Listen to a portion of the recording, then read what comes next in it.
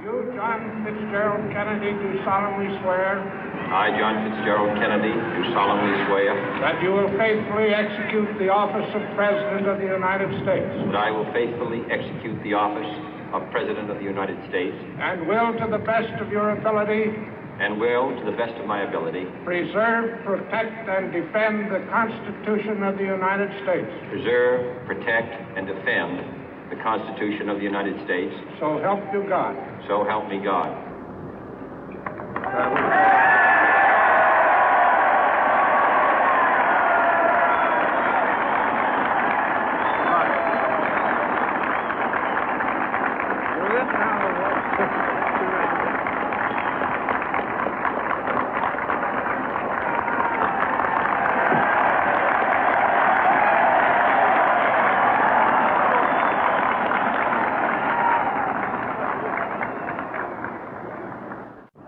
Vice President Johnson, Mr. Speaker, Mr. Chief Justice, President Eisenhower, Vice President Nixon, President Truman, Reverend clergy, fellow citizens.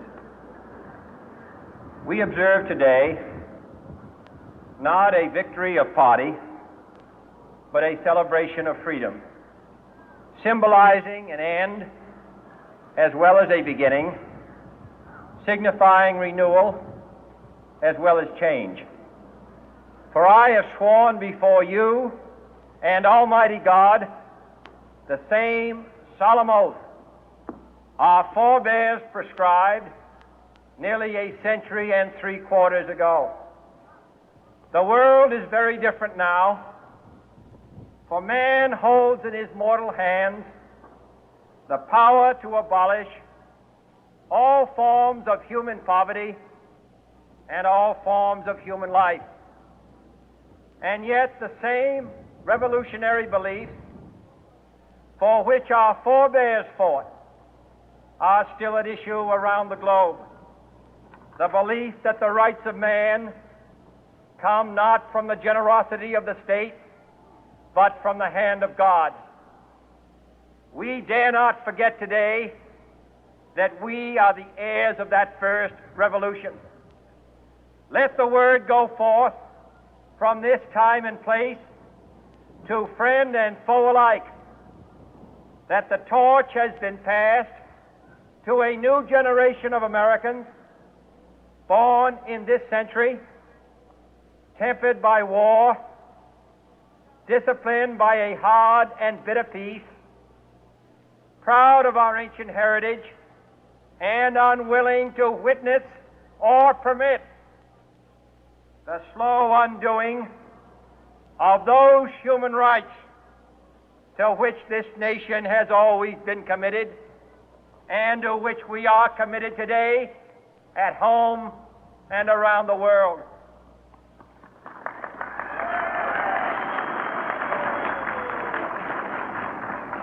Let every nation know, whether it wishes us well or ill, that we shall pay any price, bear any burden, meet any hardship, support any friend, oppose any foe to assure the survival and the success of liberty.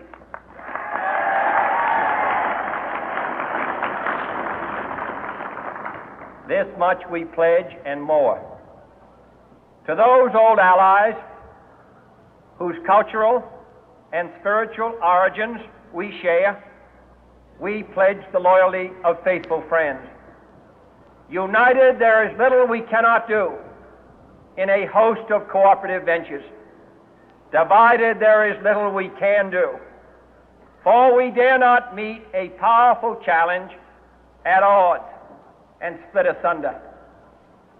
To those new states whom we welcome to the ranks of the free, we pledge our word that one form of colonial control shall not have passed away, merely to be replaced by a far more iron tyranny.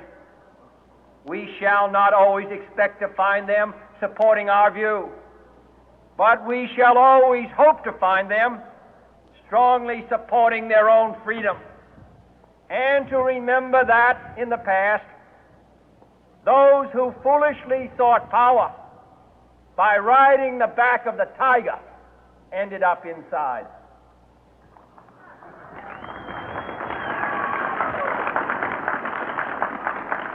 To those people in the huts and villages of half the globe struggling to break the bonds of mass misery, we pledge our best efforts to help them help themselves for whatever period is required, not because the communists may be doing it, not because we seek their votes, but because it is right. If a free society cannot help the many who are poor, it cannot save the few who are rich.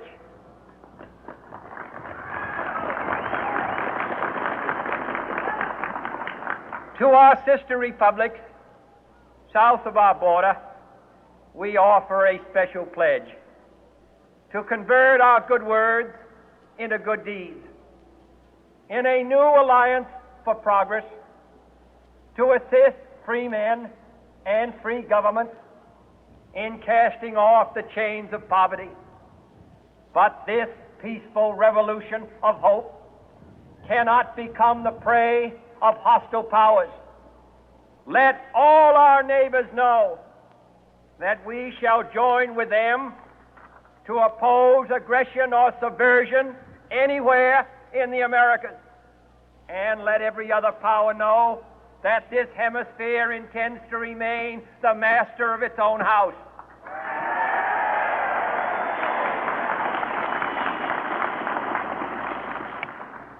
To that World Assembly of Sovereign States, the United Nations, our last best hope, in an age where the instruments of war have far outpaced the instruments of peace, we renew our pledge of support to prevent it from becoming merely a forum for invective, to strengthen its shield of the new and the weak, and to enlarge the area in which its writ may run. Finally, to those nations who would make themselves our adversary, we offer not a pledge, but a request that both sides begin anew the quest for peace. Before the dark powers of destruction, unleashed by science, engulf all humanity in planned or accidental self-destruction, we dare not tempt them with weakness, for only when our arms are sufficient beyond doubt can we be certain beyond doubt that they will never be employed. But neither can two great and powerful groups of nations take comfort from our present course, both sides overburdened by the cost of modern weapons, both rightly alarmed by the steady spread of the deadly atom, yet both racing to alter that uncertain balance of terror that stays the hand of mankind's final war. So let us begin anew, remembering on both sides that civility is not a sign of weakness, and sincerity is always subject to proof. Let us never negotiate out of fear, but let us never fear to negotiate.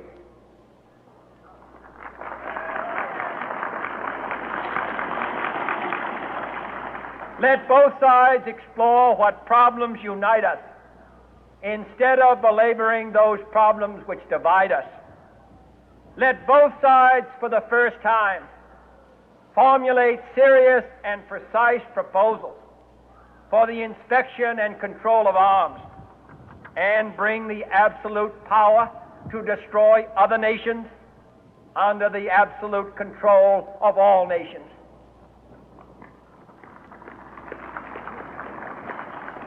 Let both sides seek to invoke the wonders of science instead of its terrors. Together, let us explore the stars, conquer the deserts, eradicate disease, tap the ocean depth, and encourage the arts and commerce. Let both sides unite to heed in all corners of the earth the command of Isaiah to undo the heavy burden and let the oppressed go free.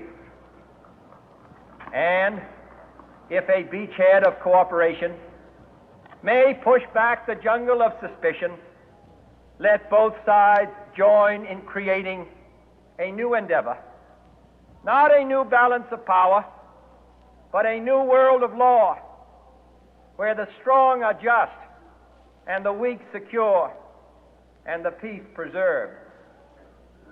All this will not be finished in the first 100 days, nor will it be finished in the first 1,000 days, nor in the life of this administration, nor even perhaps in our lifetime on this planet. But let us begin.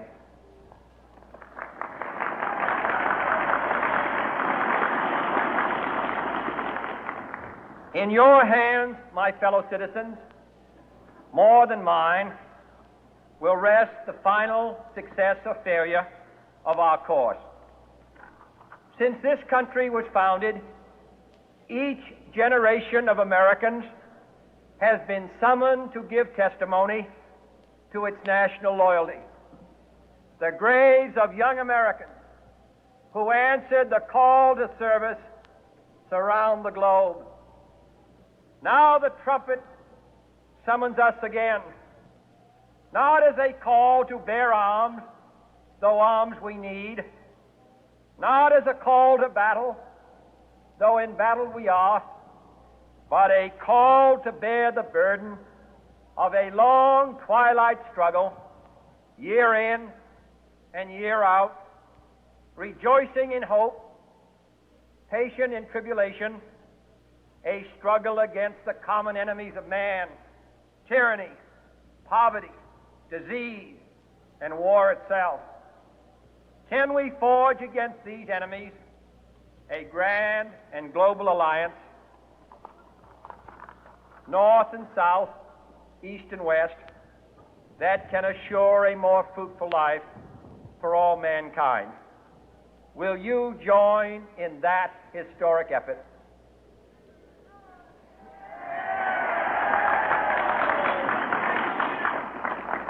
In the long history of the world, only a few generations have been granted the role of defending freedom in its hour of maximum danger. I do not shrink from this responsibility. I welcome it.